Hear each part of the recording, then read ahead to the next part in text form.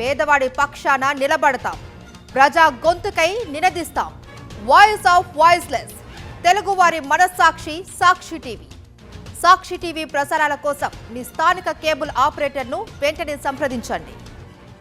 ఎగువ ప్రాంతాల్లో కురుస్తున్న వర్షాలతో ఖమ్మంలో మున్నేరు ఉధృతంగా ప్రవహిస్తుంది. దీంతో ముంపు కాలనీల ప్రజలను అప్రమత్తం చేస్తున్నారు అధికారులు.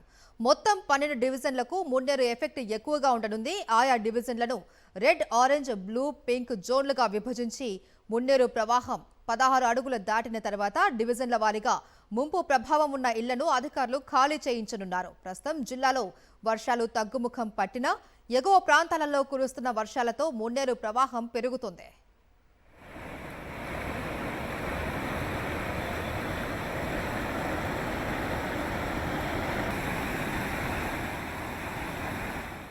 ఖమ్మం జిల్లాలో మున్నేరుపై మరింత సమాచారం మా ప్రతినిధి మహేందర్ అందిస్తారు.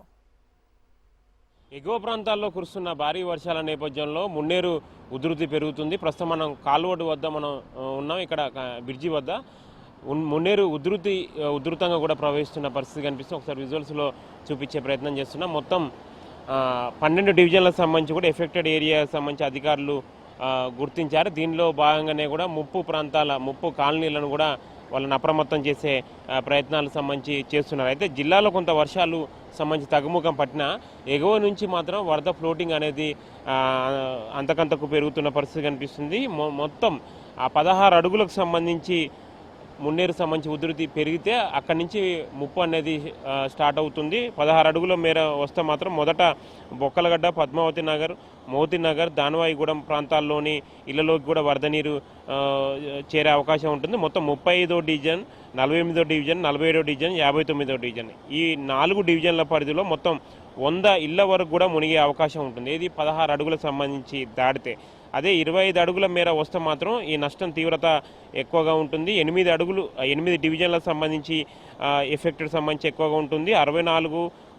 64 సంబంధించి కాలనీలు కూడా మొత్తం 8 డివిజన్లకు సంబంధించి కూడా నీట మునగను ఉన్నాయి. దీంతో మొత్తం 3 విడతలకు సంబంధించి కూడా దీన్ని చేశారు. రెండో విడత సంబంధించి 25 అడుగులు సంబంధించి చేరితే 8 డివిజన్లకు సంబంధించి కూడా మొత్తం 168 ఇల్లుల వరకు కూడా నీట మునిగే అవకాశం ఉంటుంది. అదే 32 అడుగులకు సంబంధించి వస్తే మాత్రం ఖచ్చితంగా ఎక్కువ నష్టం తీవ్రత అనేది ఎక్కువగా ఉంటుంది. ఎందుకంటే మనం గత ఏడాది చూసాం, ఏకంగా 42 అడుగులు సంబంధించి వచ్చిన నేపథ్యంలో ఖమ్మం నగరంలో చాలా వరకు సగం కాలనీలు కూడా నీట మునిగిన పరిస్థితి ఏర్పడింది. అదే 32 అడుగులు మాత్రం చేరితే దాదాపుగా 200 పైన ఇల్లులు సంబంధించి కూడా ఎఫెక్టెడ్ సంబంధించి ఎక్కువగా ఉంటుంది. మొత్తం దాదాపుగా 12 డివిజన్లకు సంబంధించి మాత్రం 1000 నుంచి 4000 ఇల్లుల వరకు కూడా నష్టం తీవ్రత సంబంధించి ఉండనుంది. దీన్ని అంతా ఒక మ్యాపింగ్ ద్వారా కూడా అధికారులు గుర్తించి ఈసారి మాత్రం వర్షాల నేపథ్యంలో పూర్తిగా అప్రమత్తం చేసే ప్రయత్నాలు సంబంధించి చేస్తున్నారు. ఎందుకంటే ఈ ఏడాది రిటైనింగ్ వాల్ సంబంధించి కూడా ఇక్కడ మున్నేరుకి 2 వైపులా నిర్మిస్తున్న నేపథ్యంలో ఈ ఏడాది వర్షాకాలం నేపథ్యంలో ఆ పనులు ఆగిపోయాయి.